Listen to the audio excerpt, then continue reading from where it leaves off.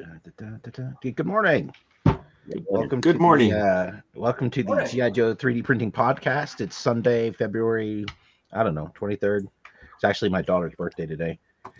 Yep. Happy birthday to her. Happy birthday. Happy Yep. birthday. My son's birthday is tomorrow. One of my oldest son's birthday is tomorrow. And then I've got another birthday after that. So so Domenic Viper 6 is back with us.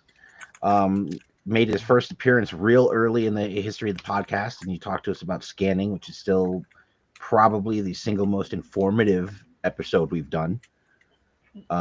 Everything I know about 3D scanning, I learned from you. Oh, So, okay. Yeah, good stuff.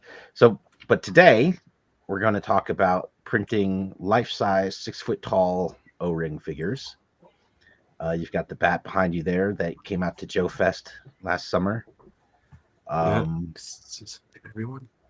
That thing is amazing. Yeah.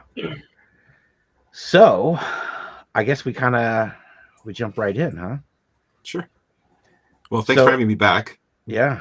I'm just like staring at it because it just looks so. Yeah. Awesome. I'll get out of frame so everyone can just. Oh my gosh. So, I guess we'll start with start talking about Zartan, like why you picked Zartan. Not that there's anything wrong with them, but there's obviously a large number of things you could be doing. Yeah. Let me back up a little bit further. Why did I pick the bat? That was a mistake because the bat is probably the most complicated figure to build. And at the time I built it in 6-inch scale, and then I bumped it up to 12-inch scale, and I thought, it'd be great to have a life-size scale of this. Not, being naive and not realizing how complicated it is once you scale up to life size, things change. And the bat was not the figure to do for your first figure because it, again, like I said, it's the most complicated. For Zartan, Zartan is my favorite character. So I thought, let me build Zartan just for myself, if anything. I do intend on selling him, but if not, I'm happy to keep it for myself. So it is, like I said, my favorite character. I'll just do this. I don't know if you guys could see that. So I have the full run of O-ring Zartans. I have basically every Zartan released. Yeah, that is a nice looking. Yeah, you got a Zartan shelf, and then you've got a whole Dreadnoks thing going on. That's kind of awesome. Yeah, so he is my favorite from the run. So to me, I thought, well, if I'm going to do another life size, I might as well do my favorite one first. I did think about doing Cobra Commander and doing or Snake Eyes, the typical very popular figures. But again, this is not my full-time job, so I want to do things that I enjoy. So I picked Zartan, and he's sitting just off camera here, and we'll peek at him, I guess, in a little bit. Cool. So the bat's PLA, if I remember correctly. Yes, the bat is all PLA. Now, I don't know how you want to do this in what order, but there's so many questions. I had them ready to go, and now it's go time, and I'm like, oh, I don't even know where to start. I do have a cheat sheet that I kind of broke up. So if you want me to follow this order, it kind of goes from everything. Let's get into it. Yeah. Let me follow my list here, and then that way you can ask questions as we go along, and it's kind of chronological, I guess, of how you build these things. So first, let me talk about building large-scale models, which is different from when you're modeling and scanning or whatever at a 3 3/4 scale or 6-inch scale. Once you get to a life-size model, bigger models, they need the obvious thing. They need more detail. Right. So if you're building a 3 3/4, you can get away with a lot on your model. And but once you start scaling it up, the bigger it gets, the more detail you see. And then at life size, you see every little detail. So things that you get away with at the small scale, you don't get away with at large scale. And I see that online a lot with people posting they're printing 12-inch or larger, and they're starting to do that. And you start to see the imperfections in the model, and you can tell where things need to be cleaned up a little bit. Also, structurally, you got to think about other things. The tolerances are way different when you're building at full scale. So something, again, that can fit together smaller with a little bit of sanding, and it fits well together. The larger you go, the more exaggerated that tolerance becomes, and things start not fitting together the way you think they would at a 12-inch or smaller. The other things to think about is when you're building. Okay, so I'll talk about the bat as my learning example. So what I did with the bat was I went and bought the largest printer I can find, and at the time was the what was that called? The Ender 5 Pro Max, which had a build plate of 350 by 350 by 350. And naively, I thought, oh, I'll just try and build, the torso all in one piece. I'll try and build the waist all in one piece. And I was trying to get these prints to fit and build as solid monoliths. That's not the way to go for that. What you want to do is break your model up into manageable chunks. And the reason is that with smaller chunks, you can get more consistent prints and reduce on your failures, right? So what happened with the bat, I printed, let's say, the waist, and I got to about 90% of the waist finished, and then the print failed, and that was a waste of about a week's worth of time. So the lesson learned there is break your model up. So for example, on Zartan, a little sneak preview here, these are parts of the chest plate. I could have printed this all as one. I don't know if you guys can see that nicely. Yep. And I got this here, I'll wear it. Right, I could have built it as one, but I decided to do it as two separate pieces, and then I'm going to fuse them together, and I'll talk about how to do that later. But what you see here is this does a few things. One, it gives you a smaller piece to print with. So I printed these, instead of as one piece, I printed them as two piece in one go. So I'm saving on printing time, and you're reducing your chance of failure because your piece is simpler and smaller. And then the other thing you're getting is you're getting edges where you're going to fuse them with the other piece as finished edges, which also are going to strengthen your model, because now you have exterior walls here, and I'll talk about that in a minute what that means. But you're giving it more structural integrity as well, because you're building in basically a skeleton as you go, right, along with the fill that's inside. So the lesson there with the bat was, yeah, don't try and do it all in one piece. It's just not worth it. So smaller, steadier prints is better. Some statistics for those that print, you'll know what I mean. So on Zartan, what I did is I kept the speeds for the bottom layer, top layer to 100 millimeters per second, and then I ramp up for the chunk of the model to 200 millimeters a second. I keep my build plate at around 50 degrees Celsius, and if you're printing PLA plus, I'm at 140, 135, 140 for the nozzle temperature. Okay, so when you're talking about materials, the bat was all PLA plus. Challenges with PLA plus are that, and you three know from seeing me in JOEFEST last year, what I didn't realize is coming from a northern country where it doesn't get much above 30 degrees Celsius. I went to Georgia with this guy on a wheelchair, and walking outside in the Georgian heat wreaked havoc on him. The PLA got very soft. Parts like the elbow joints here broke off, like the little T part of it on the inside broke off. This was after JOEFEST, like bringing him back to the car. So he did sustain some damage last year. Now I brought him back. I've done some repairs with the Zartan. I have some lessons learned. So when we talk about materials, that's a big decision to make if you're going to go life size. So options, you can still print in PLA plus, and I'll go through tips and tricks on how to do that successfully that I've learned in the last year. You can switch to PETG. The downside with PETG is that you're going to really go through your nozzle, like it's going to wear out your nozzle pretty quickly. And from the tests and the statistics, that the PETG is better in the heat than PLA plus on its own, just raw, but it does still fail. So like PLA plus will start to fail at around 40, between 40 and 45 degrees Celsius. So that is what, sorry guys, I don't know Fahrenheit. Yeah. Like 80? 80, 75, Yeah. 80. Yep. Yeah. So above 80, it's going to start getting mushy, and then if you don't have the right strength in the model itself, it's going to start to tear apart on just based on its weight, right? PET G, you can go up probably another 10 degrees, 10, 15 degrees from that, and then it will start to fail as well. I would have thought it would be more than 10 degrees. Yeah, so I've been talking quite a bit with like a company that sells, all they do is sell 3D printing materials and things. And the thing you have to realize is, so if you're going to print like just a small model, like a vehicle, the PET sheet will hold up. But once you get to this size, you're also dealing with its own weight. So you're working against gravity, right? So in certain parts that are pulling on other parts, it starts to soften the material enough that it starts to elongate it, and it will fail.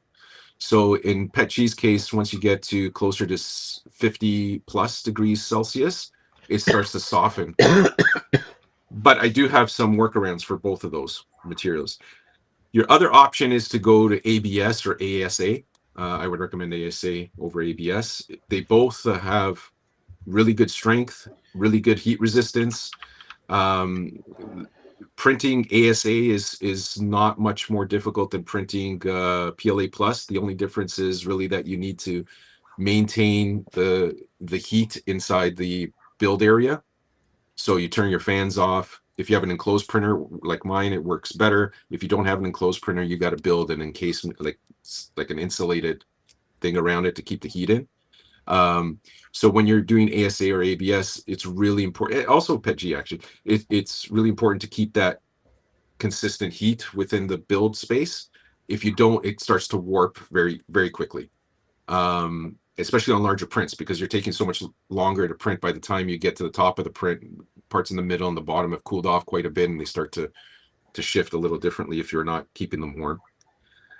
But you do get that benefit of the strength and the heat resistance and moisture resistance and all of that when you get to ABS and ASA. The biggest problem for that for me, and why I'm avoiding using that as much as possible, is that it's very toxic. Like the smells from the printers, even on enclosed printers, it's really bad. So I print in my basement.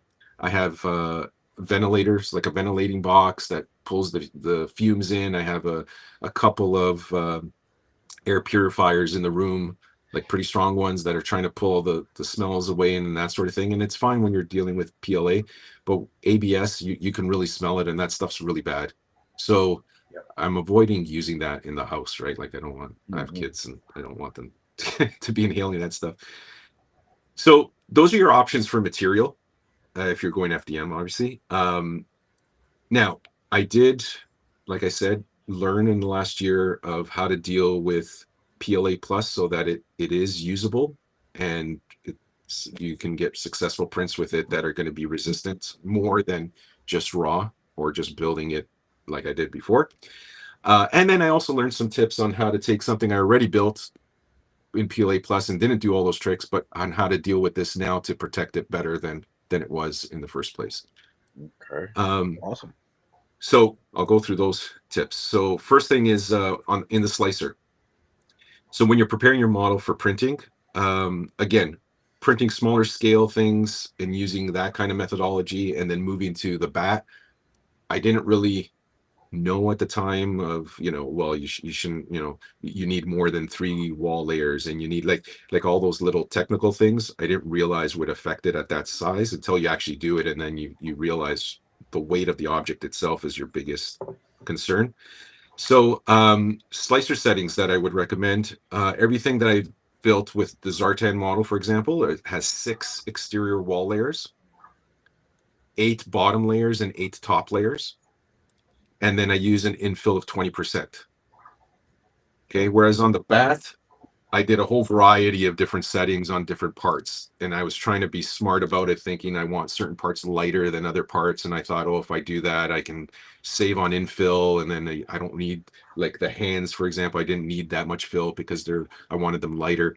With Zartan, I didn't do that. I went straight 20% infill on everything, a straight grid pattern for strength and for the speed of print. And like I said, top layers and bottom layers, I ramp them up to eight layers.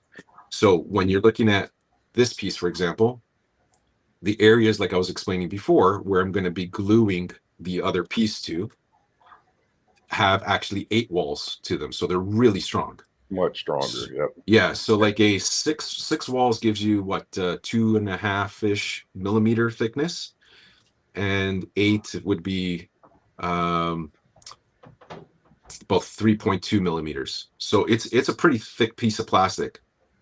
So that does a few things. Like I said, it adds strength, but then also when you're building at this scale, I'll show you this. This just came off the print yesterday. I'm not sure if you're going to be able to see it.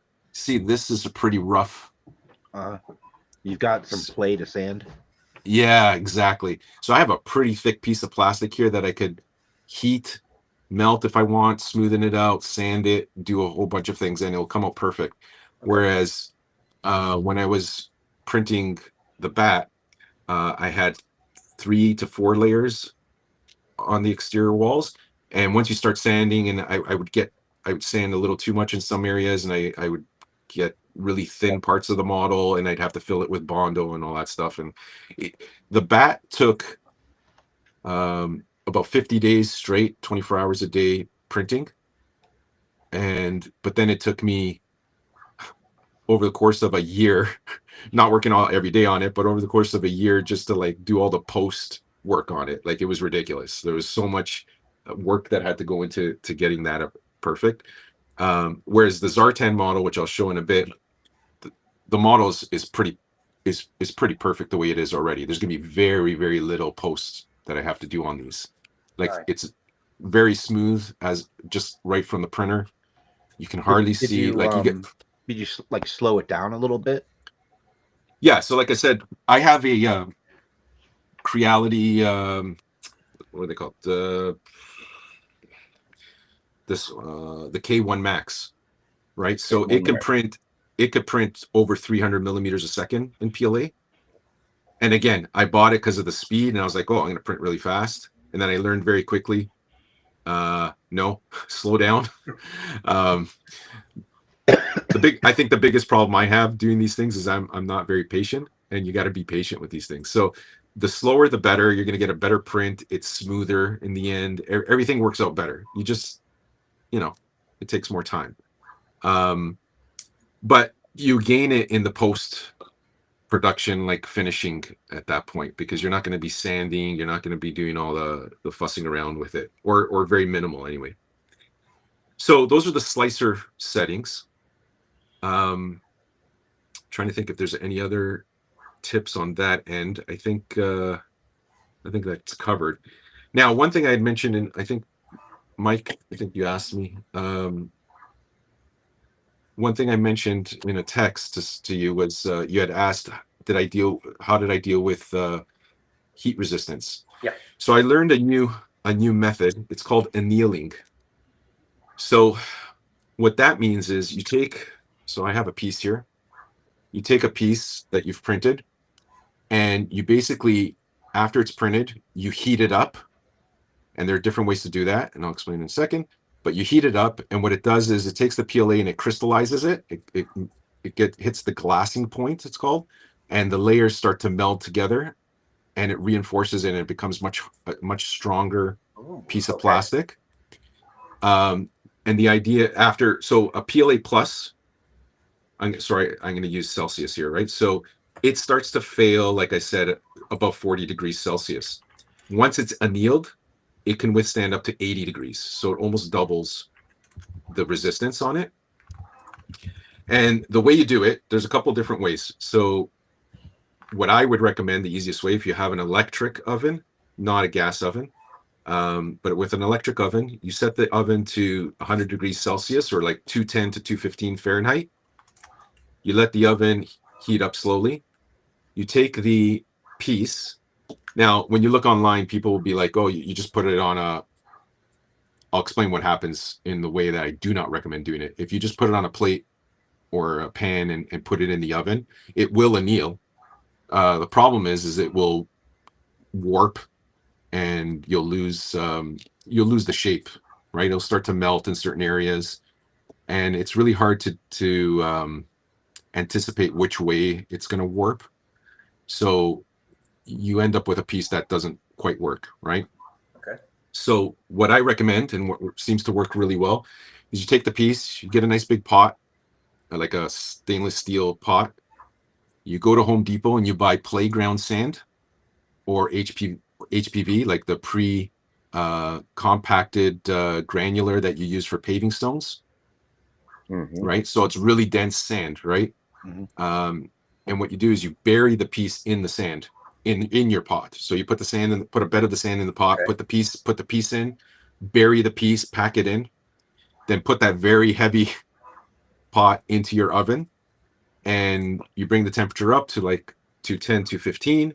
You let it sit for 30 minutes like that. You turn off the oven and you just let it cool off on its own.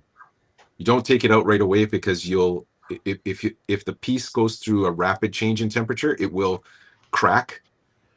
So you have to let it cool off on its own. So take probably another half an hour or so to cool off. Then you take the piece out and it's annealed. Works really well. So this piece was annealed. It still dimensionally fits. This was not annealed. It still fits the way it was supposed to in this center hole. But this piece, you see this hole here? Yeah. It originally was very tight going in through here.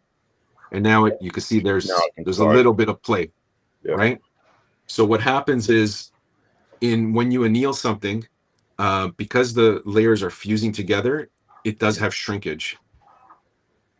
Now, if you read online, you see different sources cite anywhere between 2% or 1% and 5% shrinkage.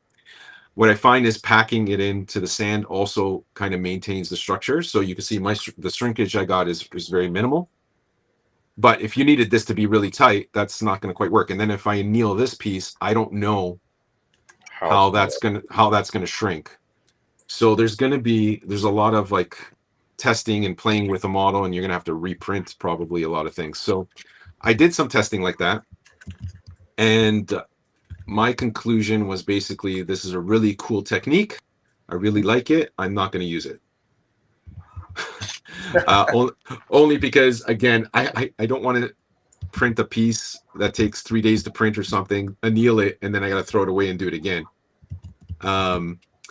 So that was my experiment with annealing. Like, I think it's good if you have parts that are already put together, or a piece that's a singular piece. Like if you want this thing, you anneal it and then you're good to go. But because with the life-size figure, there's so many parts that have to go together and move and fit together well, the risk for me was just too high, that I just don't want to be printing parts like 4 times to get it right. It sounds like this is a really good cosplay tip. Yes. Right. Something where you have like individual pieces that you're putting on. Exactly. Did you exactly. Have any issue with the sand wanting to stick to the part? No, you clean it. Like, that's pretty clean. It looks pretty clean. Off. Yeah, you clean it off. It doesn't stick. You do, if you get, so you have to be careful with your temperature. If you go too hot, and this is why you don't use a gas oven, because a gas oven's not as even as an electric oven. If you go too hot in certain areas, what you will get from the sand is dimpling, right? So like the sand particles will melt into the plastic. They won't get stuck in there, but it'll create little dimples if you go too hot. So you have to be really careful. So with PLA Plus, the target point, like, you have to look at what the glassing point is, and that for PLA is that 210 mark.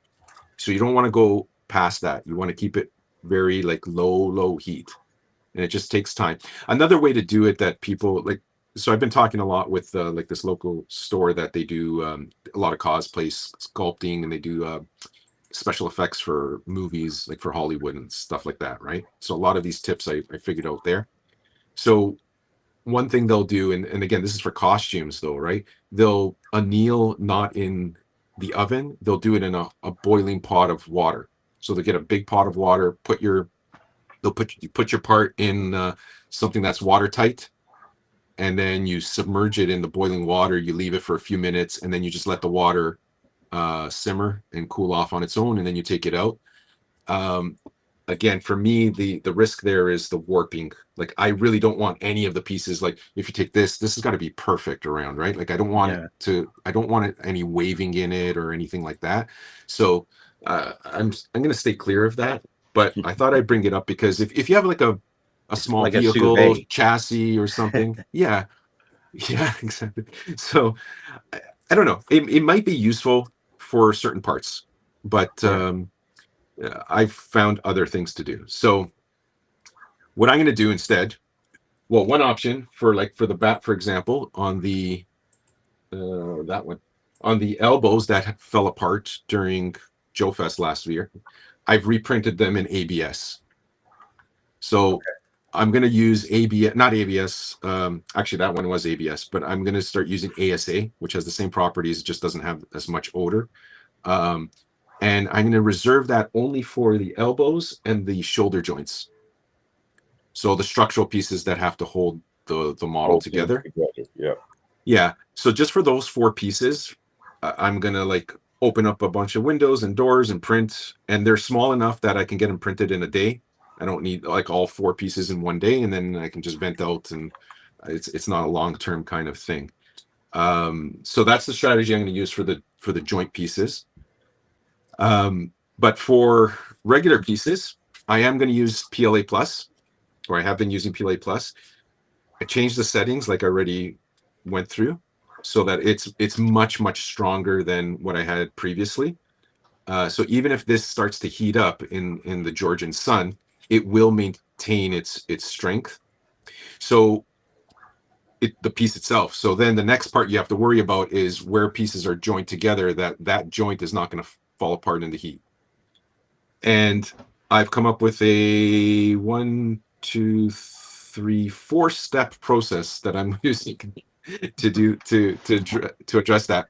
So first thing is the adhesion, like how are you going to glue these parts together? I've tried things like contact cement, and I've tried even 3D printing glue, PLA glue, which I think I've sent you guys a bottle. Yeah. I love hate that stuff. Really? I don't think it works. For me, they fall apart. They come apart. It's not. I haven't had a come apart issue. I like it's just a product you need to be well vented to use. You need to be well vented, and for me, it also, I don't know if you've noticed, but it evaporates from the bottle. Mm-hmm. Has yours done that? Yeah. Like I'll have like half a bottle left, and I'll look at it in a few weeks, and it's like down to a quarter. Yeah. It's just, and it's the seal on the bottles. I don't know. It doesn't stop it from that. So what I use I used it on the bat too, and I'm using it on Zartan as well. Yeah. I use just plumbing glue. So this is a CPVC glue, and you just buy it at Home Depot. But you got to make sure you buy the high temperature version, because the not high temperature version starts to fail at around 44 degrees, which seems to be a common number for plastic for some reason. But it's CPVC glue, so it's just basically plumbing glue. So the first step I do is I'll glue the parts together. Actually, let me grab something here.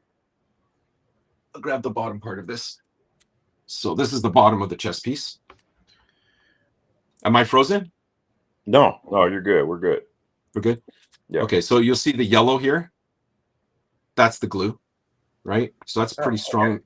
That's pretty strong already on its own. And that takes just a few minutes to like be cured enough that you can pick the piece up. But then once 24 hours pass, it's pretty strong, right? So I use the plumbing glue. And after it's glued, I then do some plastic welds. So if you can see, let's see if I can do this here. I don't know if you guys can see this. Ah, okay. You see these little, they look like staples sticking out? Yeah. Okay, so I will weld these in together. So what I use, just put this down a second. So this is the staple. I don't know if you guys can see that. Yep. And it's a little zigzag. And that piece goes into a gun. So you insert it there into the 2 prongs. Interesting. Okay. Right? And then what you do, and these are cheap, you can get them online. And what you do is you just weld the 2 pieces together. like one on one side, one on the other, and it melts that little zigzag right into the plastic. And then you just snip off the stems, Okay. right? Now, sorry, is go that ahead. kind of hot air or more like a soldering iron? No, it's like a soldering iron. Okay. It's basically a soldering iron. Okay. So what happens is then, see if you could see it in there. So you see that there? It's embedded in there. Yeah. And then you snip these little guys off, and you can sand that. You just put a little bit of filler to cover it and sand it, and then it'll be invisible, right? So that adds some metal structural support as well, just in case as a secondary backup. And then as a third kind of finish, where you may have, so what might happen here, like, so once I get this piece, I'll try and get this to work. So if you see this piece here, once I glue this together and then weld it and everything else, you can see there's a bit of a gap, right? Yeah. Okay. So unfortunately, that's going to happen even on the best prints. And you're trying really to get that gap as small as you can, but you know, it's not worth it for me to reprint this. And it's just a bit of a, like, just slight warping on the edge here that happened. Right. So it's created a bit of a gap. So what I do is I picked up from the sculpting store this 2-part epoxy sculpting. Okay, so this is the A, and then there's another container the same that's a B in there. It's a 1-to-1 mix, right? Right. And what this stuff is, it's basically like kind of like plasticine, basically. And you just take a scoop, a little ball of it, same size for the A and B. Then you mix them together in your hands. You roll it, and then you use it like basically like plasticine. So you roll a little spaghetti piece, stick it in the joint, wet your finger in water, and smoothen it out as much as you want, and you get it nice and smooth. And then you let it dry. Once it's dry, it's rock hard.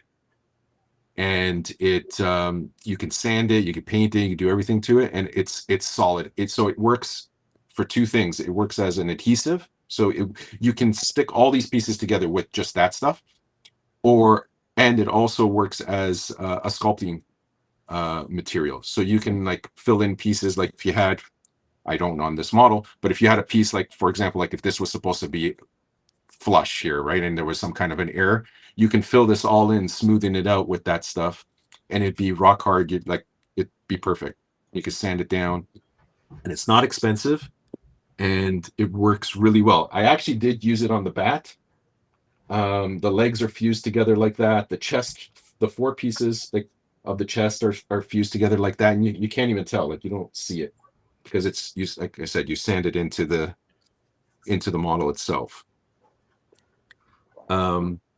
The other thing that I'm sure everybody's seen and used before, if you have any gaps or holes you want to fill or smoothen some areas out, there's always Bondo, right? Everybody's used this. Okay. It stinks. Yep. Like in terms of smell, it works well. Is that a but, 1-piece or a 2-piece? This is I use a 1-piece. Okay. So no hardener required. Like I'm not building Right. a car here, right? So Yeah. and I just get the small tubes rather than the big jugs. And this is really I use just as a filler for areas that I might need it. Like I used it on the bat. I won't need it on Zartan because the print just came out perfect. Okay. But again, on the bat I did have to use it in certain areas. But it works well. I mean, you know, sanding required and all that sort of thing, and maybe a couple of layers of it, like you do a thin layer, sand it down another layer, and get it worked in well. But like I said, it's kind of an old technique. Everybody I see online, everybody uses Bondo on these things, right? So I built a life-size Shockwave version 2 helmet, the black helmet, for someone last year at JOEFEST. Okay. And what I did with that was also PLA plus, but then I Bondoed the entire helmet and smoothed the whole thing out, and it came out super smooth. Look, it looks perfect. Looks like a real helmet. Okay. Now, what I did on that and what I did on the bat is I would Bondo, sand, and then I would use a clear resin, like a 3D printing resin that you would use in your 3D printer. And I would brush that resin on and then UV light it to give it like a finished glass coat, and then I can like lightly sand that, and it gives a nice smooth finish. That's how I got the bats face mask. Its entire head's like that, actually. So this is like, you guys saw it in person. It's really smooth. So the face plate on the bat was done that way. So it was printed, bondoed, sanded, clear resin on top of that, sanded, prime painted, and so on, right? So that came out really smooth. And you'll see those tutorials online, like people building a lot of Iron Man masks and that sort of thing. They get that glass finish. That's how they do it. They bondo, wet sand, like then they do a resin and then paint. Now, I have a nice little secret that I figured out, and I will share with the group. A technique here. So I'm not going to do that anymore with the Bondo and that stuff. I figured out another way. So if you take a resin, so I use just like a clear resin or white or whatever, it doesn't matter what the color because I paint on top of it. So I take resin and talcum powder, and you put the talcum powder in the resin, you mix it, so it becomes, the viscosity is nice and thick, but enough that it will smoothen itself out. And you brush that on the piece. So I haven't done it yet on this, but you can brush that on, and what that will do, so let me back up. If you've ever used resin on a 3D filament and an FDM print before, it will smoothen this out, but the resin will follow the contours of the lines. Right? So it will go in and out like this, right? And you have to put layers and layers and sand, and this is a lot of sanding and layering, right? Now, this model came out, like I said, you can barely see, like even this close, I can barely see the lines. So I'm not going to have to do that on this model because I'm just going to use a filler primer and then it will be perfect. But on areas where you want it super, super smooth, what I'm going to do is take resin, mix talcum powder in, like I said, then you brush that on. And what will happen, the difference is the talcum powder will actually fill in all the gaps of the print lines. Wow. So it'll create a bit of a filler effect on it. And then when you UV light it, the resin will harden and seal all that in. So now the resin will sit smoothly on top rather than following the grooves. Okay. So that's the new little trick that I've learned. So who came up with that? Like, who was the mad scientist that came up with that little technique? I thought of it one night. I saw it was in. Sorry, yeah. I don't know where I came up with it. I thought of it one night because I was thinking I wanted to fill some lines on another model, not on the Zartan, but on something else that I made for someone. And it had a couple areas where like I was putting resin in, and then the resin coagulates, and then when you UV light it, it kind of bunches together a little bit more, and then it wasn't coming out perfectly smooth, and I'd have to sand it, and I was like, it's got to be another thing. So I thought of putting, what I'd seen is someone putting powder in for coloring, like pigments. Mm-hmm. And I was watching a video on that, and I noticed that when they were putting the pigment for the color, I noticed it was filling in the lines, and they weren't talking about it though. But like I noticed that the model was smoother, and I was like, oh. And I started thinking, what's like a powder I can use, right? So I was just looking at what's not water, what's not going to absorb water and that sort of thing. So I came up with talcum powder, and I tried it, and it worked really well. I don't have that model because I sent it out to the guy already, but yeah, it works really well. The only difficult part is, at least here, drugstores are not selling talcum powder anymore. They have a substitution that's made out of cornstarch. So I would not recommend that because it's cornstarch. So you'd have to like go online and order talcum powder, but you don't need a lot of it. Like it works pretty well, right? What's about the ratio of talcum powder to resin? I'd be around 20%. 20%. Kind of doing it by eye as I'm mixing it. You want it to be kind of like you don't want it to be too thick, right? So you got to mix it in as you're kind of depends on your resin, I guess, as well. But you got to mix it in. You kind of want it like a thick syrup. Like you still want to be able to pour it and be able to brush it on without it creating like streaks, right? And you want to kind of self-level itself. But you don't want it too thick. So you're going to kind of mix it in slowly, a little bit at a time, just to. And again, you don't need a lot because it's going to fill in. Like once it's sitting, the gravity will like fill in those those layer lines, the gaps. And it just helps like thicken the resin enough to self-level. I keep saying self-level itself, but to self-level. We know. Yeah. So it works well. And then you need a little, let me grab like a little UV light like this. Yep. I have one. Right. Everybody has one of these guys. Mm-hmm. And you just shine it on for a few seconds and it's done. Like I just keep it on for about 5 seconds. And you'll sometimes you actually see like some steam come off. And I would recommend wearing gloves, even though I don't, because that's a lot of UV on your hands. If you're going online to buy these, there's a lot of these UV lights online. Some of them look like flashlights and that sort of thing. You have to make sure that you look at the specifications. It has to be 405, like 405 nm. A lot of them are like, they'll give you a range like 395 to something. Those ones won't cure the resin. It has to be specifically say 405. So that's what resin's designed for, to cure at 405, like that frequency. Mm-hmm. Like even the ones that are like a lot of them, I have a couple of them that I bought without noticing, like flashlights. They won't change, like they won't change Zartan's skin color well. Whereas this thing goes bang, like it changes instantly. So yeah, make sure it's 405 nm. That's the frequency that will cure the resin properly. So then you only need it there for a few seconds, and then it's completely hardened. You can sand it. You can do whatever you want to it. Now, what I would do after it is, like, for example, like the bat's head has resin all over it. You got to give it a nice wash with IPA, right? Spray it, wipe it down, because you're going to get that tackiness from the resin. And you got to keep doing that until all that tackiness is gone, because with that tackiness there, like your paint won't stick well. Right? So you gotta make sure that you clean it really well. Wow. Okay. So those are the tips again. So like, just to review that, like with the PLA Plus, I am going to stick with PLA Plus. But with all those tips incorporated, I think it's going to be fine. Now, the way to deal with a model that was already done, that you didn't do those things with, so I had to think of a way to reinforce the bat so that he can withstand some heat. So what I found was this stuff online. It's a waterproof sealant. It's an epoxy. It's basically a resin, sorry. It's a waterproof sealant. It's thick. It looks like 3D printing resin when you open it. You paint it on. You spread it out with a sponge brush.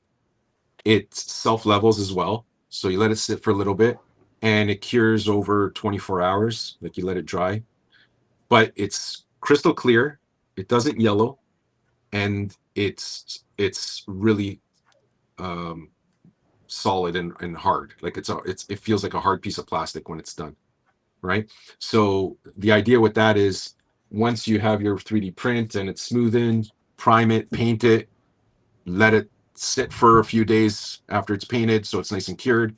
Then you do a top coat of that stuff. I've tried, I can't even, I've lost count of how many top coats I've tried for life-size models. Like, so when you're doing, 3 3/4 inch, like this one here that I repainted, this is just top coated with your regular, like, acrylic airbrush, satin finish top coat, and it's fine. It works perfectly. But the problem is that when you get big, a lot of the parts are rubbing and touching, and and especially if they get a little, like, in the heat as well, like the plastic withstands the heat, but the paint also has to withstand heat. And that's another issue I found when we came to JOEFEST, is like parts of the legs, like the inner part of the legs where they're rubbing up against the waist part, where it was peeling the paint off because it was just rubbing. And I had like layers and layers of top coat sprayed on. So I had tried like top coat finish for automobiles. So there's the 2X top coat finisher, and it's a clear top coat. The issue with that is, if you're buying it for home use and trying to buy it in like spray paint cans, I don't even know how many layers you have to do. Like, I tried like 3-4 layers, and to me it's not enough. Like, it's not a thick enough, strong enough coat. If you're in a body shop and they have like an industrial spray gun, like, you're gonna get a top coat finish like an automobile, that's gonna work. But I don't have that at home. So right. So the hand spray ones they they do an okay job. Like I'm going to use that on like vehicle prints, like smaller models, but on the large life size, I needed something that was going to give me a thick, clear, strong coating, right? And this waterproof sealant is the best thing I found so far. I've tried bar top resins and finishes and those sorts of things. They all have their challenges. I also tried the finish that you put on. I have a can of it over there. Finish that you put on like wood flooring or flooring, and that's worked kind of okay. But again, it's you paint it on, you let it dry. You're gonna have to do a few coats to get it to work well. Whereas this stuff here, one coat is pretty good. Like it goes on pretty thick, and again, it self levels, so it comes out smooth. And then the only downside is that you gotta paint your part and let it sit for a day, make sure it really dries well on its own, right? Like whereas the other stuff you can handle it within a half an hour or so. This stuff you really have to kind of like leave it. Have you tried Smooth On but has a what product? it will also do is Sorry, Smooth On has a product called XTC Sorry? 3D. Smooth On has a product called XTC Yes. 3D. Have you tried that stuff? I don't like that stuff. Yeah. No, that's just 3D resin. But yeah, well, Like, it's a two-part, it- and it gets real hot Yeah. when it cures. Yeah. It cures hard like Yeah. a rock. It's not even easy. So to sand. the sculpting store I go to that does the special effects and things for the movies where I got the epoxy, they sell that there. And that was the first product they were telling me to use. It works well on. No, it's a local place. It's called 3D Sculpting Canada. It's a one-off place here in Toronto, but it's a fairly large size, and they do, because we have a lot of movie studios and like a lot of films are shot here in Toronto, so they cater to that industry there. And so you go there and it's just people buying things for special effects for TV shows and movies there constantly, right? So they're doing like the displays they have are pretty cool because they'll have like monster heads and things, but it's all, again, it's full for like sculptures and costume pieces and that sort of thing. So originally I'd gone there when I was building the back because I wanted to see what it would cost me to cast this thing and have them like make molds for me. And it's astronomical. So I'm not doing that unless I get an order of 100 pieces. But there's it's not the kind of store that's meant for like hobbyists. It's a professional supply store. So things there are like, yeah, they're pretty expensive. But that I've tried that Smooth On stuff. Like I said, I don't like it because it reminds me of like, I also have resin for casting, and it reminds me of that stuff, right? Like you gotta mix it, and then you have to, like, it cures, and like you said, it heats up, you get bubbles. I'm not crazy about that stuff.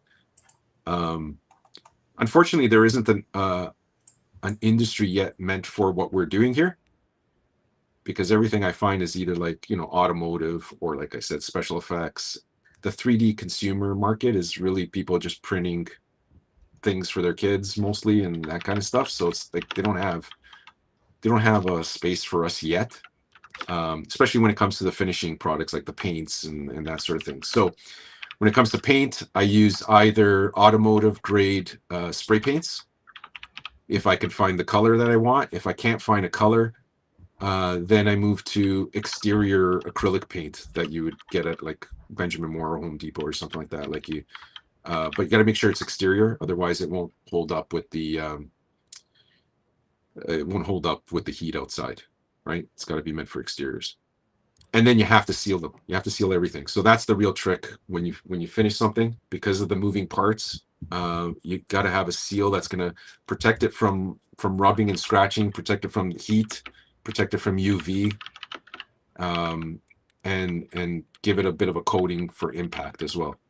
So that's why I like this stuff here. Like I said, the waterproof sealant, because it dries rock hard and it's crystal clear. So and it's meant for exterior use, right? So it can take a beating, and it's waterproof, all that sort of things.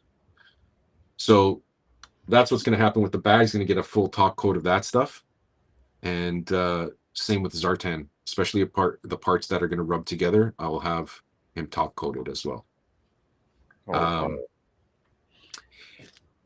I do want to take a little side trip here and tell you guys about an experiment, another idea I had. So this is Zartan's hand.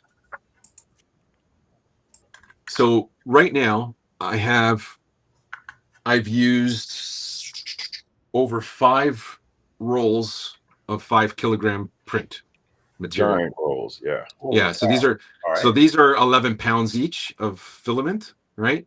And I've used 5 of them. So I'm at Zartan's at 55 pounds right now, and I'll show you the model in a second. But that's the amount of material I've used so far, and I'm probably 3/4 of the way through. So I'll probably hit about 9 of those rolls. So I'm gonna be. So it'll be about 100 pounds. About eight. Well, remember, there's supports in there as well, right? So that are going to be removed. So I'm going to probably be around 80 pounds when he's done. The bat came in at around 45, 50 pounds. Not even 50. He's about 45 pounds.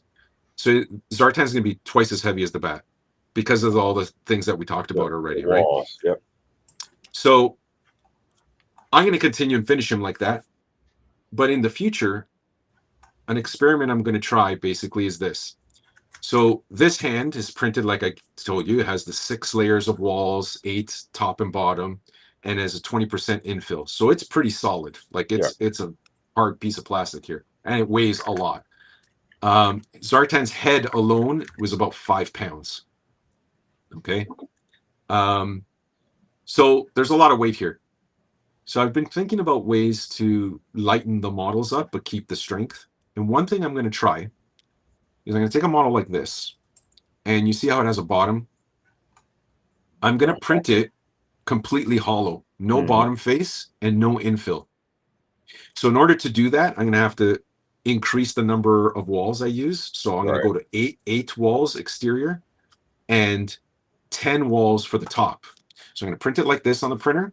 So this is going to be empty, and it will build up like this. So by doing 10 walls on the top, what I'm thinking is going to happen is it's going to print across this thumb, there won't be supports there, right? So the first print will like sag, just kind of like hang like a suspension bridge kind of thing. Then the second print, the second wall, the third, the fourth, the fifth. By the time you get to 10, it should be the right dimension that you want. Okay. So I've tested it on little things, and it seems to be working. So I'm going to do it on a larger piece. And then what I'm going to have at the end is a completely hollowed out, like a vase, say a hollowed out model with no interior. So it's going to get most of its strength from the shell, but it doesn't have the infill. And what the infill does in a model is it keeps the integrity of the shape, especially when it starts to heat up. It gives a resistance so that the mushiness doesn't damage or deform the model. What I'm going to do is I'm going to have that empty shell, and then I'm going to flip it, and I'm going to fill it up with either plaster of Paris or a 2-part epoxy, pour it in.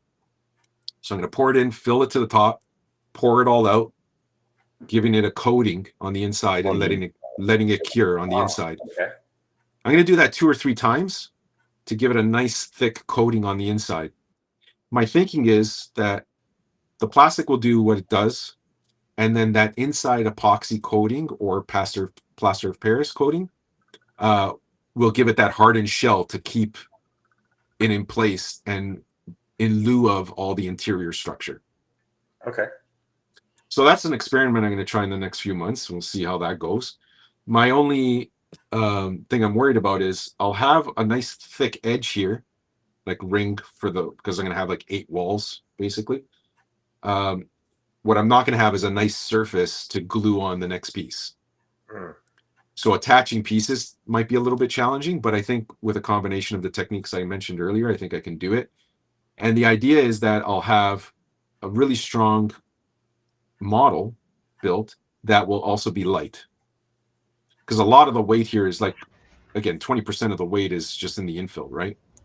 And then you have this plate here as well that gives it some weight too. So I'm hoping to cut the weight down by about 40% in the end.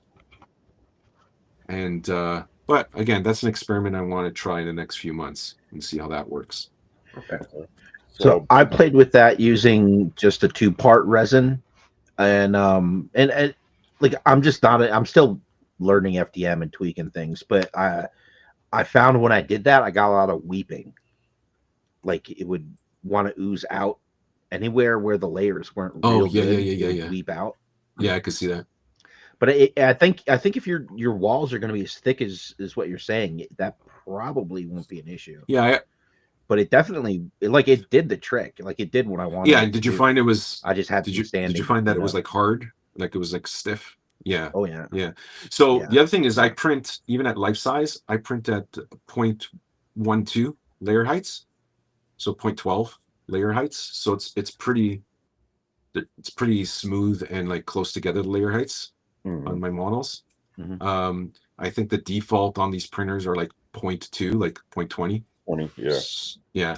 So it increases the print time quite a bit, and the material you're using, because I'm using basically double the material that you would use at the default setting. But it's pretty sealed. I'm not getting those gaps that you're talking about.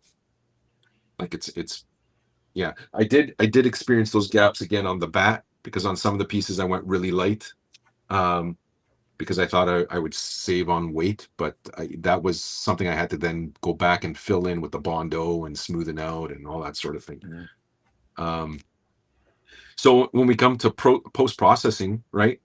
So once your model is done, again, Bondo, like I mentioned, the talcum powder with the 3D resin mix, get the piece all smooth, sanded, use filler primer. If people don't know what that is, it's not your regular primer spray. If you go to just a hardware store, they'll have, especially in the automotive sections, they'll have what's called filler primer, and there's different measurements. And I think it does like a 0.1 millimeter fill thickness, which is a good amount to fill those layer lines in. So you spray that on. Again, one of my issues is patience, especially when I'm painting. Light layers, many layers is much better than one thick coat. But you get your model primed up well. A light sanding is enough. And then, like I mentioned before, then you paint with either, at this size, either automotive spray paints or exterior acrylics, and then top coat it. Then you're all done. For assembly, you guys saw it in person. You don't get rivets this size, so what I use is just bolt and washers and a nut. I did try, actually, this model here that I showed you before. This was my original attempt to build or to 3D print my own rivet, and then this tightens, like you put it in one side, squeeze it into the other side, and tighten it. Okay. It works.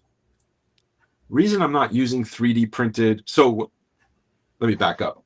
There are things in the model that are not 3D printed. So the rivets are one. And the reason I'm not using 3D printed things is because with the bolt and nut option, first off, it's metal, so it's going to be a lot stronger, but you can tighten it as much as you want, right?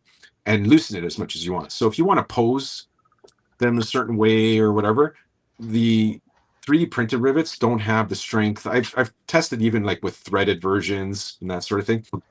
You can't tighten them like the same way you could tighten this. So this, I can tighten the shoulder and make it as stiff as I want so that I can raise his arm and it will stay like this. You guys saw that last summer. I had the socket wrench with me and I just, loosened or tightened. I use this on the arm rivets. I use this in the leg and in the back, right? So what I'm doing on the Zartan, which I'll show off, is I've been in the model itself. I modeled a slot, like where the on a let me show you on a here. So we got like the little cylinder there for the screw, right? Once you blow that up, what I did is I modeled in the slot itself on this end, in the front end. I modeled a little slot inside there that the bolt will sit in with the washer, and then comes through the hole. And then on the back side, instead of sticking a screw in, this is sticking out. You put a washer with a bolt, and I'll show you on the Zartan what that looks like. Okay. And then you could tighten it. And again, you guys were there at the when we did the panel. and we had to do that quick repair on the bat. Yeah. The Zartan is a lot easier. He'll actually come apart like a 3 3/4 inch figure and get put back together. Like all the parts are going to be screwed together rather than there's no gluing pieces together. Like it's going to be built exactly like the 3 3/4 inch. So you could take the torso off, put it back on, take the legs apart, put them back on.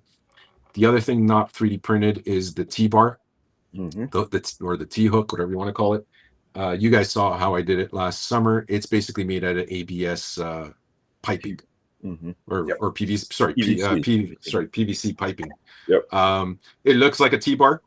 It works like a T-bar. The only part of it that is 3D printed are the balls on the ends, the joints. I 3D printed those with the right opening, and then PVC glued them onto the pipes, and it has the little hook and everything like that, and it works exactly the same way. You can see that the bat is sitting as he should. Everything moves properly, and it's really strong and holds together well.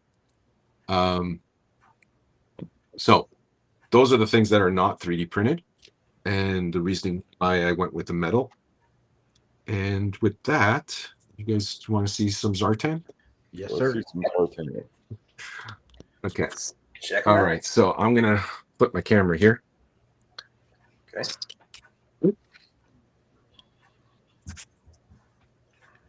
Okay. So ready, and here he is. I have a flag. Don't worry about it. Oh, the flag. Yeah, the flag's my desk. So there's Zartan. So I have the head modeled, the hood, torso's done. The waist is done, but you'll see it's in 2 parts. The top legs are done, but not assembled. Both forearms are done. There, forearms are done. So I have to still print the bottom legs, like the feet, and the shoulders and upper joints. Here, like this. So the hood comes off. So I am going to have some little treats with him. So I'm going to keep it so that the hood can be removed. On the printer right now is the face mask that comes with Zartan. So that's being printed. That's being printed now. So you'll be able to put the face mask on. But I'm also, I don't know if I should reveal this yet, but I'm going to keep it that the hood will come off, and you can replace the hood with the orange mohawk. Oh, right. Oh, Does it got like a little plug up top for it to? Yeah, just like the original. Let me see. Let me put the phone down one second. I don't remember the hood coming off on the original. Like, no, it doesn't. It's not supposed to come off on the original, but if you do take the hood off an original figure, it's built exactly the same. Bald head, yeah. So you got that slot. Yep. And then in the hood, you have the reverse. I don't know if you guys can tell. That is right. awesome. So that's going to be replaceable. I didn't print the mohawk yet, but you'll have the orange mohawk for the version 2 Zartan. Everything comes off, like the breastplate comes off just like the original. I have the slots. Sorry. Let me take this. I have the slots built into the legs. Oh, for the knee pads or the thigh pads. Yeah. This way. There. Okay. Right. So just like, again, I like to build my upscales exactly like the original as much as possible. Right. So I have I'm trying not to change them much, except if I have to for like some structural reason. But there's a full hand. Yeah, this way. And so right now you have that arm put together, but you're saying that you're going to try to do the hands again and see if you can come out lighter. I'm going to do that as an experiment for the next figure. I won't so I will use this model to do it as a test, but I'm not going to. I don't have that much time before JOEFEST to get this guy done. So I'm going to stick to the original plan with him. And then I'm going to do those experiments for myself for the next one. So you can see the shoulder ring. So the shoulder ring and then eventually the elbows. Again, I'm going to print those in ASA so that they're stronger. But everything else is going to be PLA plus. Nice. Now it's so weird looking at that life-size unpainted head sculpt. Yeah. Yeah, he's kind of creepy. It's kind of creepy. Yep. Trying to get this framed properly here. Yeah. So That's- as far that's as awesome. strengthening the parts, Dominic, I don't know if you saw that Ben made a said in the FX industry, what they'll do is they'll print the hollow shell and then they fill it with expanding foam. Yep. Yeah, I was looking for. I wanted to bring that one up because it was in there. Yeah. The Yeah, trick it's- with that is if it's not strong enough, that expanding foam will shatter it. Yeah. It'll So yeah.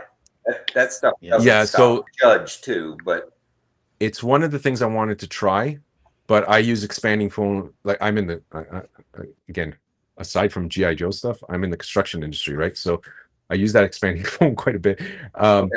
Yeah, it's something I'm going to play with when I do the shells, right? Okay. But so if you have an open side, so if I have this, if you have that open end and you fill it with expanding foam and you leave it open, it will expand out of that hole first before damaging here. I'm getting this wrong. Before damaging the form. Mhm. So I think that's a good idea, and it's something I want to play around with as well. But from camera, it's sorry guys, let's get back here. Yeah, I just don't know if it's going to be strong enough, like to withstand the heat aspect. So I gotta test it. Because it's not. It's something I wanted to do on the head, for example. So I want to be able to take the head and do the same thing, make it hollow, and then fill it with foam so that keep it light. But the idea for the resin version and stuff, it's more for like the arms and that sort of thing. I don't know. I'm gonna try it out, but I need to Just find lighten I just need to find a way to lighten this up. The foam, like if it's that initial reaction of the foam when it starts expanding, and then because it's hot as it's curing, it's creating its own heat, and it wants to expand. So yeah, it would require some experimenting to dial in, I suspect. But it's such a violent reaction when it first starts to expand. If your print isn't just right, I suspect it would really mess up the print. Yeah, I think that's a good point. Like anything you do, you want whatever the process is. Like again, like when I was saying about the annealing, you need it to be very slow and consistent. And I think that's a good way to put it. Like the expanding foam is a very violent, fast process. Like it's just pushing, right? So I'm worried it's gonna warp things. Yeah. And then it's also difficult to when you have a complex shape like the hand. If you're sticking your nozzle in and like filling it, it's hard to get it. Like you don't know if you're filling like this section here. You don't know if it's getting over here. Like it could just be like gaps. Yeah, you'd have to get like a long straw on the end of it and get like the fingertips and let it completely fill out. I wonder if you could like mostly submerge, like we'll use the hand as an example, like submerge it in your sand so that the hole is up here, and then have that packed sand there to again prevent it from warping too much. So when I was talking to the people at that sculpting place, they're the ones who gave me the idea to try this experiment by coating it with plaster of Paris, because that's how they build those sculptures, right? But those are they're building like fiberglass, and it's not 3D prints, right? Plaster of Paris, man, like it shrinks a lot when it loses the water. Yeah. It shrinks a lot. It shrinks like 15% or something. So I don't know how the hell that would work as a filler. So they were telling me to do it with plaster of Paris with like strips of what it's called, like kind of like paper mache. It's a strip of like a gauze that you put in it, and then you put that in, and then you have to do it in layers as well. I don't know. I think the epoxy is a better option, but these are things I got to try out. Like I don't know how they work. All these things work with PLA. That's the issue, Yeah. because nobody does that, right? Mhm. It's all with, like I said, fiberglass or cast models and things like that, which are going to be stronger and could withstand the heat, like the chemical reaction of the heat. I don't know how PLA is going to withstand all that stuff, but I'm going to test it. I'll try it out, let you guys know. Cool. I do have a question. Yeah. What's the motivating factor for doing such things? I know you love Zartan. I know it's one of them, but for doing it in scale like this, what's the motivating factor? That's a good question. Originally, I don't know, I had the idea one night and I thought with the printers, I'm like, well, if I take my time, I could probably do something that's life size. And I said, how cool would that be to have like a life size action figure? And then I just became obsessed with it. I also have like the model ready to go and the plans ready to go and the techniques all figured out to build a life size chameleon swamp skier, which I figured out, I think last summer. I had all that stuff last summer, and I've just been kind of holding off doing that because I can do it. It'll take me a few months, maybe 3-4 months to do. And the problem is then I have it and it's big. So it'd be probably I think it's about 8 feet long when it's finished. And I have no space for this stuff, right? I would love, motivating factor, I would love to build these a couple a year and fill them in a gallery somewhere where they could be on display. Just because I think, I don't know, I know we all like G.I. Joe here and stuff like that, but objectively, when I look at these toys, like, and you look at them closely, when you do build these custom models and scan them and model them on you realize how much detail was put into these things and how well built they were. Like these O-ring figures from 40 plus years ago, they still hold up, like the O-ring snap and that sort of thing. And I know the plastic gets brittle, but I have a room here, and you guys too. We all have rooms full of these things, and they're still around. And the detail on them, and the design and engineering that goes into them, I think were spectacular. And I think like they're kind of like art pieces, and I feel like they should be preserved. And I think a life size one just really like illustrates like all those details, and like wow, like you get to see like I think that's part of the reason I did the bat, because I wanted to be able to swap out the hand accessories and that sort of thing. And I just think it's awesome. I don't know, I just want these things to exist in the world. So yeah, I guess that's the motivation. So if anybody has a gallery and wants to be a patron and have me do these, I'd be happy to do them and send them over. Very cool. I Yeah. don't know if you saw the comment earlier, but someone else made a comment of, would you do just the busts? Sorry, you broke up. Would I do what?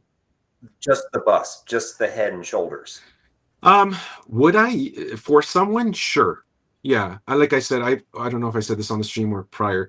I did do a build for a helmet for version 2 Shockwave for someone in the group. I did that last year for them, and this year I'm building the Serpentor helmet for them, like full size life scale, no head, just the helmet. Okay.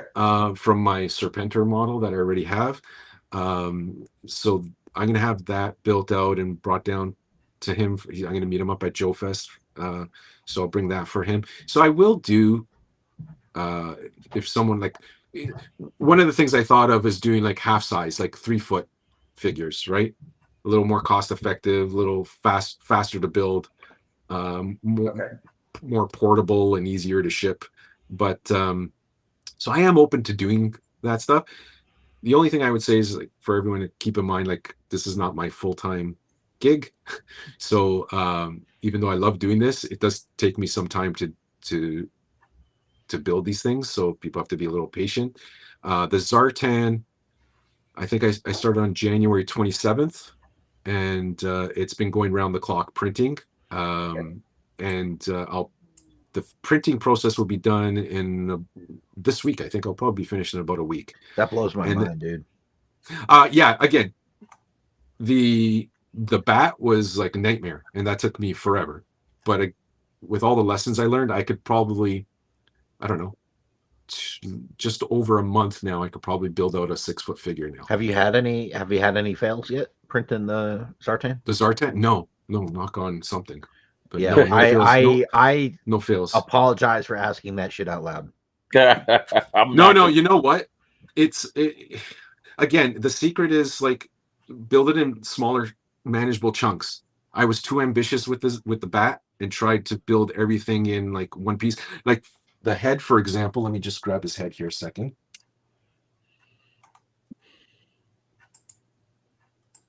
No, it is awesome when you can learn from. Okay, Yeah. So the head, for example, I cut it off here to build the neck portion that goes into the body as a separate piece, which is here. Okay. Right? It's its own piece, and that sits on that. That's going to get glued in. Right? I could have built this in one go, but I'm trying to find, and I've been successful so far. I'm trying to find strategic places where I can get flat planes. Right. And then building them in smaller pieces. Like the head, I didn't want to split it any more than what I just did, because I didn't want any seam lines on the face, right? I could have cut him back here and done that, but I thought this would work, and it worked perfectly. Like this was a perfect print. Like nothing, like I'm not going to have to do any post on this at all other than primer and paint. Now, were there even any supports on that? Shouldn't maybe the chin. You know where there were supports? No, not even the chin. Didn't do the chin. Okay. So there was a little bit of supports on the eyelids here, like just a little, like as wide as my two fingers that just came down. Okay. The rest didn't have any supports. Wow. I printed it. I didn't print them flat completely. I printed them. Oh, okay. Just like on a 15-degree angle like this. Okay. So there were some. Sorry, I should say there were some supports right under here, because I printed them on a slight angle, and that was to get rid of the chin supports. I didn't want to have to sand all this piece here. Yeah. Okay. So this is perfect the way it is, right? Like when I print little heads in resin, I yes, tilt them back a bit for the same reason. Yeah, exactly, because you want the supports in the hair or something that you can just like sand off. Yeah, yeah. So this one here came out super clean.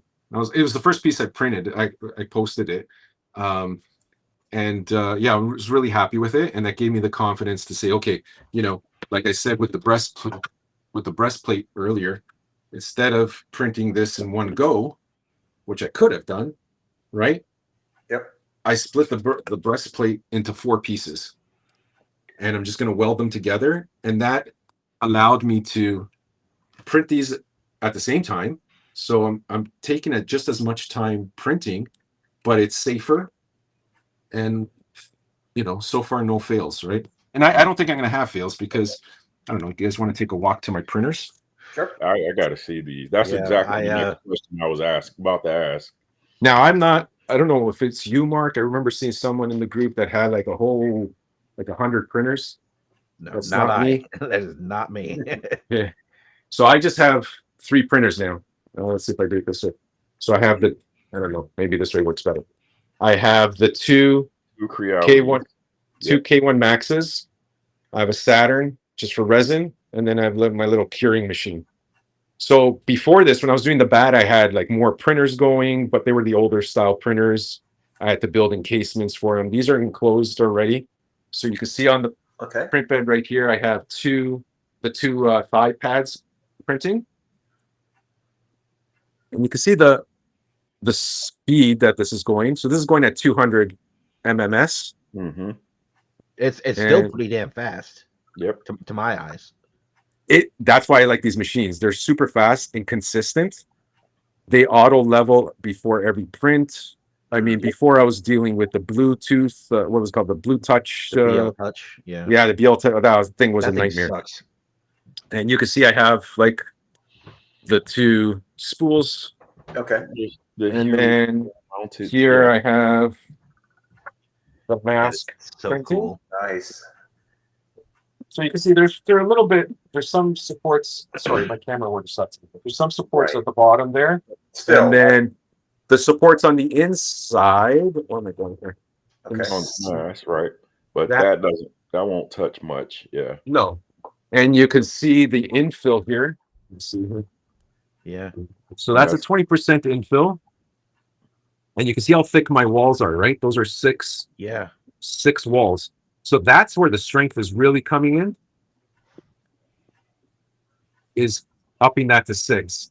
And on the structural supports, like I said before, like elbows and shoulders, I'm going to go to 8. Wow. Okay. So, Are you I'm glue using sticking the beds? Yes, Oh, yeah, you can see this one's been, yeah, and it's not, whatever, like people use regular glue stick. I use the actual PVC. What's this called here? This stuff here, which is meant for, it's the the PVP glue stick.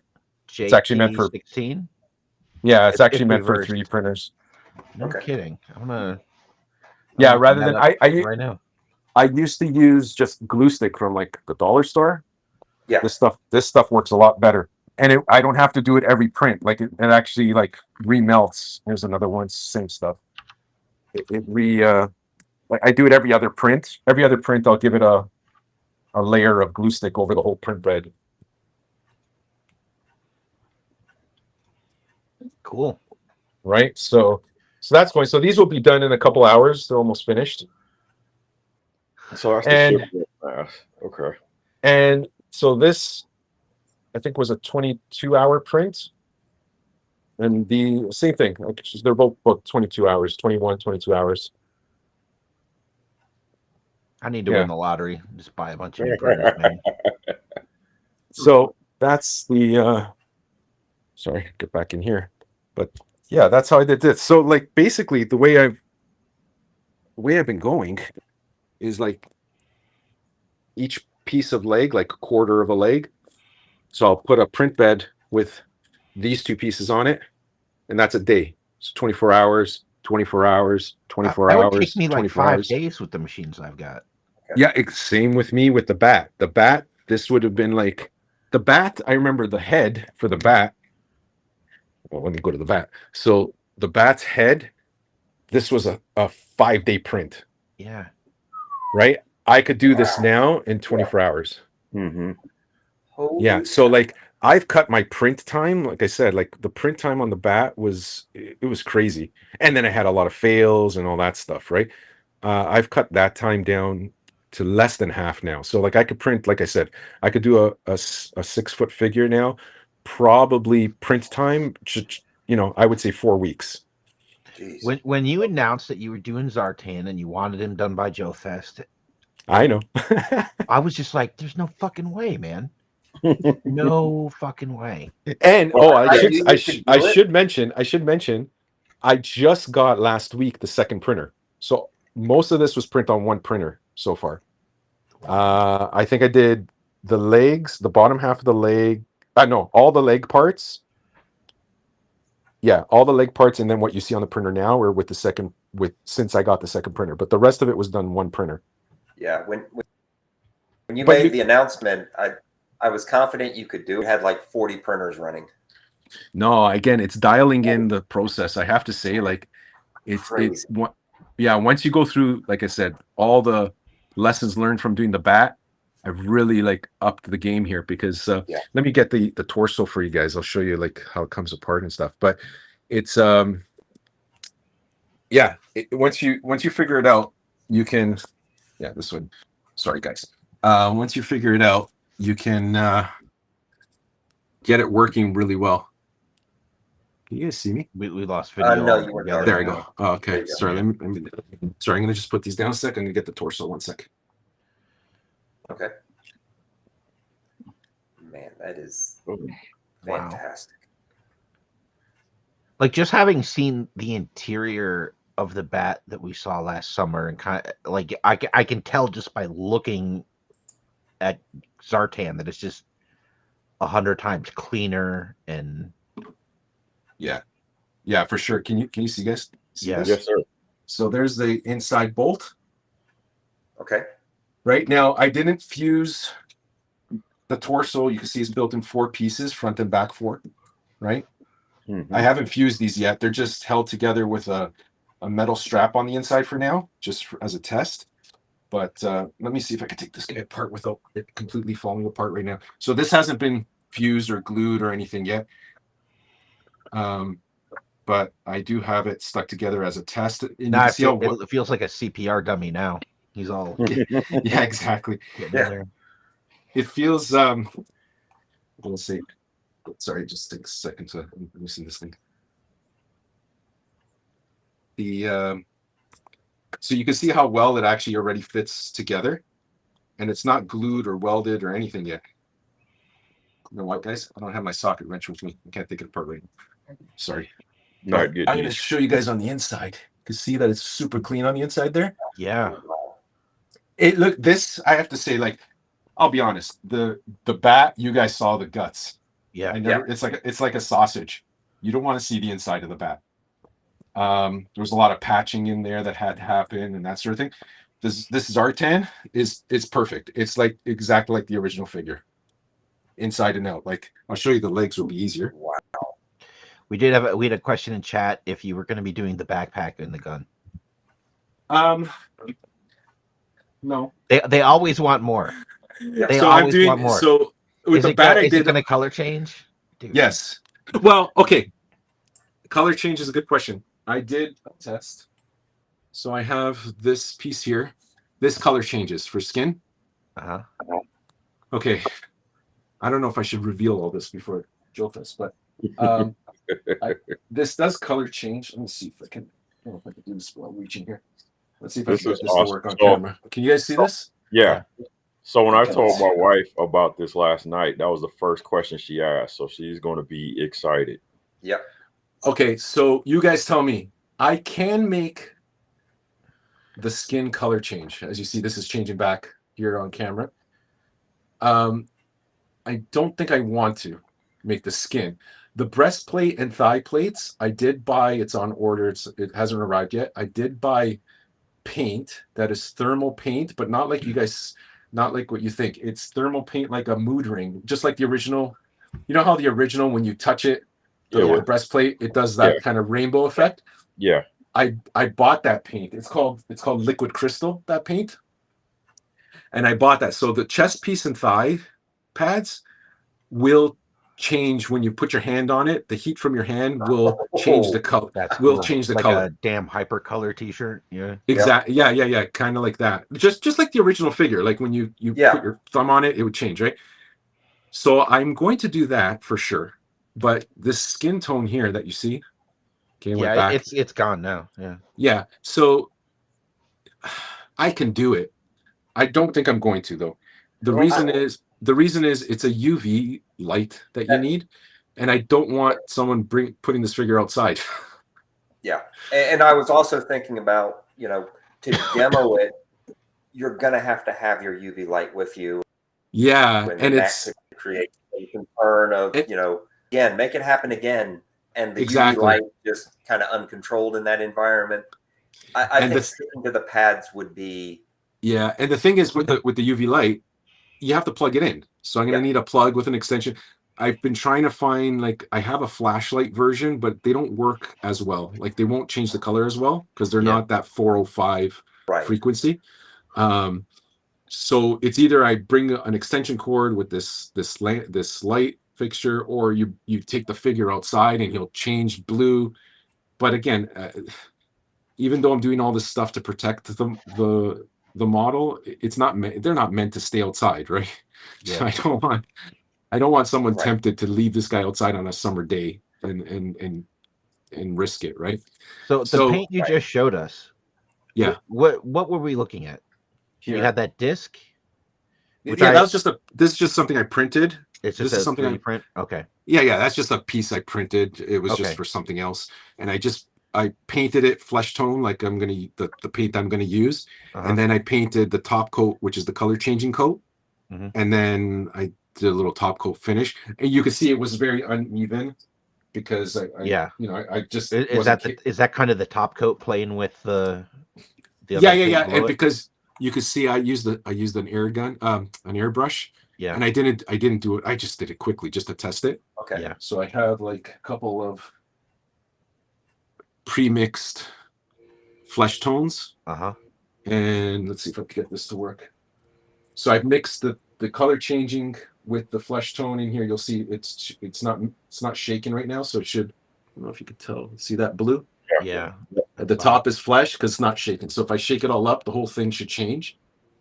But the way it works is you paint your flesh tone, and then you have the color changing top coat. So that So that this- kind of goes on clear, but then turns blue in the UV. Oh, Yeah, it's super cool. Like this is how I use this for my 12-inch versions, like my smaller versions, my resin Yep. models, because I've done two for people. Zartan's a 7.5 and a 6, and this is what I used, right? So my smaller resin versions, they fully change color. Like you can look on my Instagram or Facebook page, you can see where I touch the chest plate and it changes. The skin tone changes. If you go to my Instagram or Facebook page, you'll see those. There's a video there. But with this one, it's a little tricky because you paint the flesh, then this is sort of clear, but the more coats you put on, it's white, right? Okay. So I've got to paint the darker flesh than I actually want, and then the white color changing goes on top, and it will lighten the flesh color, and then it will create that color changing effect. But at this scale, because it's so big, this stuff's pretty expensive too. Yeah. I'll probably, if I wanted to make Zartan change colors, I'd probably need like 4 or 5 of these, and I don't think it's worth it for the skin effect. But the excuse me, the chest plate, I'm definitely doing the chest plate. So when you put your hand on it, you'll see your handprint and that sort of thing. It's going to be really cool. I think that will be incredible. Yeah, you're gonna have a bunch of people like groping Zartan inappropriately. Exactly. That's the idea, right? And I'll take pictures of all of them groping him, and then I have blackmail. That's just no space. Yeah. Show us All on right, guys. Zartan where they touched you. Fortunately, I've got to go ahead and drop off. It was Nice to see you again. keep on going. I'll watch. I'll catch up later, and I'll watch the recap. But yeah, excellent. Fantastic. Look forward to seeing you this summer. Yeah, absolutely. All right, Mike. Good Later, luck, man. Have a good one. Bye All bye. right. See ya. But yeah, here's what I wanted to show earlier. So tell me if I'm on camera well. Okay, so this is the bottom half of the upper leg. You can see it has the slot in for the thigh. But if I open it up, you can see how clean that is. That's built. Yeah. Super clean. And this time with the Zartan, unlike the bat I built him with the intention of never having to open him again, right? It's completely sealed. The bat is going to be, you can take them apart if you need to and that sort of thing. So what I was explaining before with the bolts, I put a slot in here. This bolt is too long, but you get the idea. I put a slot in here, and then that goes, see if I can get some camera here, into that piece through there, and then you have your bolt and washer on that end to hold them together. So once the upper and lower parts are glued together, this will be embedded inside, or a shorter version of this bolt will be embedded inside, and then the leg will work just like the original toy, where you can take the piece off, take the legs apart if you wanted to. Makes them easier to, to deal with if you had to like do something on the spot. Yeah. And one thing I had a text conversation with someone, and I kind of was showing them this, and they said, "Well, aren't you gonna see the seam line here?" And my argument was, I want to see the seam line because the original toy has that seam. Yeah. And you can see it's a perfect seam. There's no gap, but you do see the line. So I want to keep it. The argument I kind of had with the person was like the difference between creating a statue that looks perfect versus a life-size action figure, right? And that's kind of what I'm going for, is the life-size action figure. I want it to be exactly like the original in its construction and what it looks like, so that just that it's as big as you are. Yeah. So the vest will come off. You could take the vest on and off just like the original. The thigh pads, hopefully people don't lose the thigh pad and then I have to go on eBay and ask for a left thigh pad somewhere.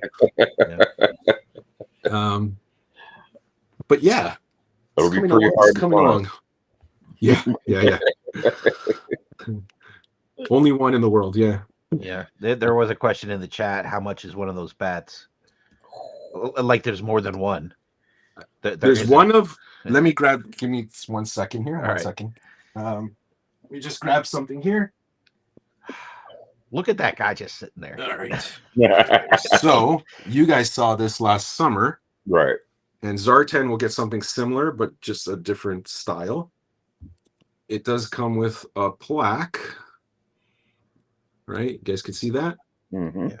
File card, and it is signed, and it is a 1 of 1. So Zartan will be the same. Different plaque.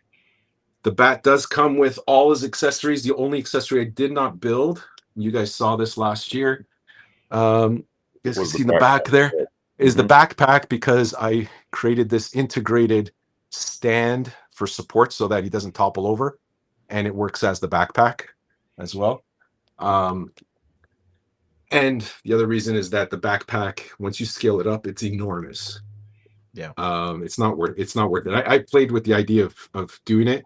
It's just not worth it. Like, you're not gaining anything. When he stands, you guys saw him, when he stands with the accessory backpack, it gives you the same effect with the accessories poking out the back.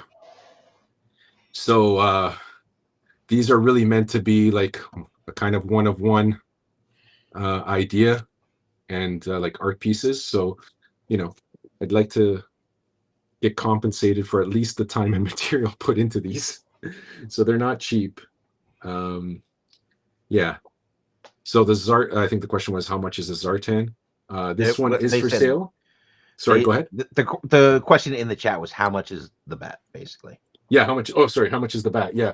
So this bat is, I wanted 6,000 for him, is the range I was looking at getting.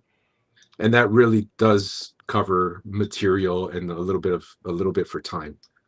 A little bit of time. I think the bat a little bit. Like, yeah. Yeah, I mean, you're getting a one-off thing, right? Like, the bat itself, I think it was well over 200 hours of work after it was printed.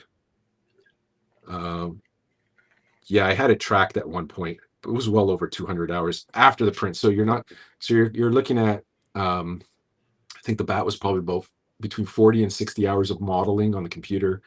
Then, like I said, the time it took to print and all the fails, and then let's say 200 hours of work after that over the course of a year. So that's probably not even accurate. It's probably a lot higher than that. And then, but there's a lot of learning curve in that one there, right? So I have to account for that. But Zartan, we're looking at, like I said, about 4 or 5 weeks. No, about 5 weeks of printing. The model I had as well. That's always, the modeling usually takes about 40 to 60 hours for a figure to do it properly for the scale.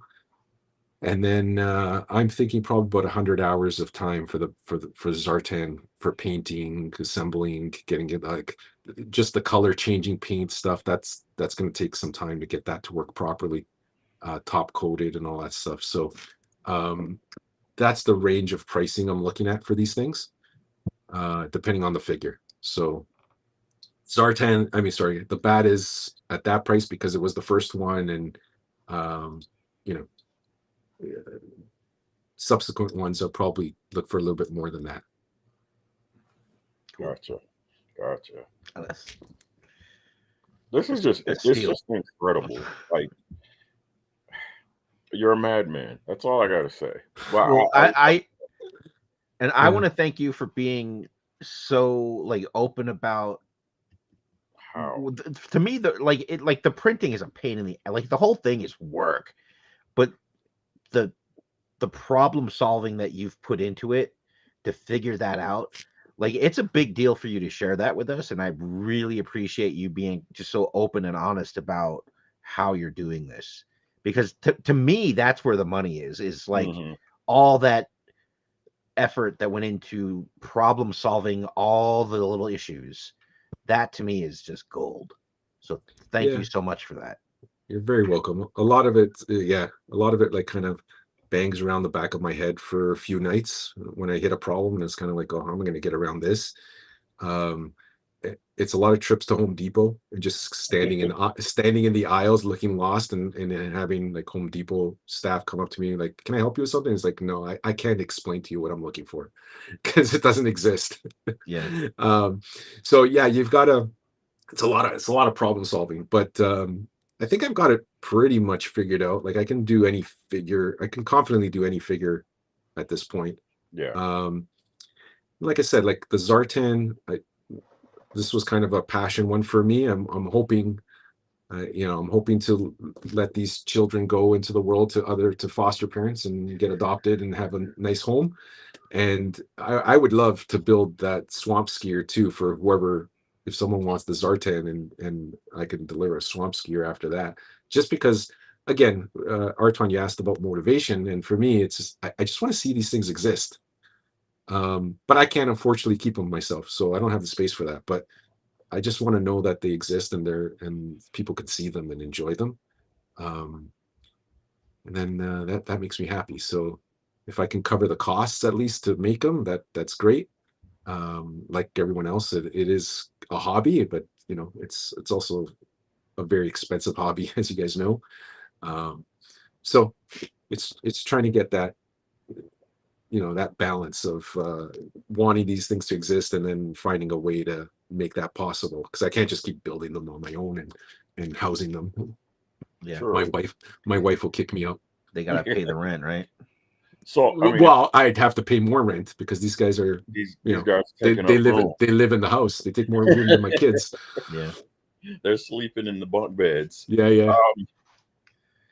Okay, so let's also talk about what's possibly next then. Like if you are able to kind of get any traction with these and get in and maybe get rid of the bat, or see Zartan go to a new home, any idea of who you would like to tackle next? I did have the thought once I started getting this print done. I was like, oh, this is going pretty quickly. I might be able to squeeze in a Cobra Commander before JOEFEST this year. Which version? Right. Oh no, I would do the Mickey. I would I would Mickey. build the Mickey. Yeah. And I I could probably get the parts printed. I don't think I'm going to be able to finish it though. That's asking for a lot for this year. But maybe the Mickey would be the next. Like if nobody's asking for one, like if it's just me just picking up, maybe the Mickey, or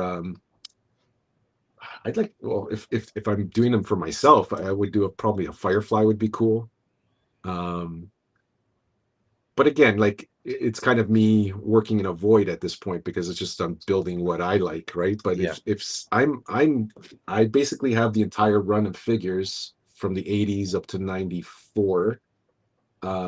So I can build anything I have in my hand. I can, as you guys know, I can do. So Right. I've had for my resin upscales, like my 2-ups and my 12-inch, I've had people ask me for a Brazilian Fatal.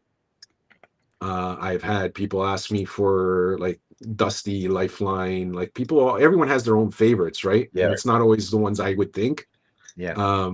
So I'm always surprised at the figures people are asking me to build, and I'm happy to do them. Like, I loved all of them. So, and every time I build a new one, I'm always like, oh, I think this was my favorite model. Yeah. Lifeline, was a bit of a challenge because getting the decal of Rescue down his leg. Mm-hmm. That I think I did at a 7.5. I think that was a 7.5 or a 6-inch scale. I can't remember. I think that was a 6-inch scale one. But I came up with a solution for that as well, because I'm not, I didn't want to paint it. So that one I did it with a vinyl. Like I bought myself, it's not in here right now. The Crickets, those vinyl cutters. So that's how I do a lot of my little decals now. And then I coat them in resin so that they're embedded, so they don't peel off. Mm-hmm. So that seems to work really well, especially at that size, right? So, like I said, do any figure that someone really wants. The price will vary depending on obviously the complexity of the figure and the number of accessories I have to do. The accessories for me are actually probably the harder part in this. Like for example, if someone wanted a version 2 Snake Eyes, to do the sword, I'd have to build that in parts, which would be easy. The difficult part will be to make it structurally sound. So it's not, because it's such a thin, long piece. Like it's that kind of thing that you don't think about when it's a smaller model, but when it's a life size, it can. Like someone was asking me if I would be willing to do a Budo, not even a Budo. They wanted the Indian version of the Budo, the really colorful version. I said, yeah, I'd do that. I said, but do you want all the accessories? And they said, yeah, they want all the accessories with the helmet coming on and off, the different swords, the dagger, the sai, whatever it's called. And then I thought about it for a while and I said, yeah, it's going to be, those accessories would be difficult to do, right? Not from a modeling perspective, but from like physically building it and making it strong enough that it's not going to fall apart on you. Yeah. And I have some ideas of how to do that. Like if I had to build a sword, I'd basically build it. At this point, what I do is in sections, hollowed out with a profile, like a rectangular profile hollowed out, where I can put in a thin layer, embed a thin piece of metal inside of it, and then encase that, so that gives it something to, like it gives it a skeleton to hold it. So I have come up with solutions for a lot of this stuff. It's just finding people who are willing to pay for that material and time, right? Because I understand, like it's something everybody would love to have, but it's not possible for everyone. Yeah, that's the trick about the additive manufacturing, right? 3D printing. It's like it's cool because you can do one-offs, but it's expensive, man. Like that's why injection molding brings prices down. But if you're not putting out 4, 5, 6, 20,000 or something, that's the cost just as bad. Yeah. So as a point of interest, if you guys care, I did price out. Remember, I said earlier I priced out the bat to get it cast, because I was curious. Like, what if I had casts made of this thing and had it, and then like I can build 10 of them and bring the price down to like 3,000 each. I thought, and at $3,000 for life size, I'm like, that's probably affordable for a lot of people, right?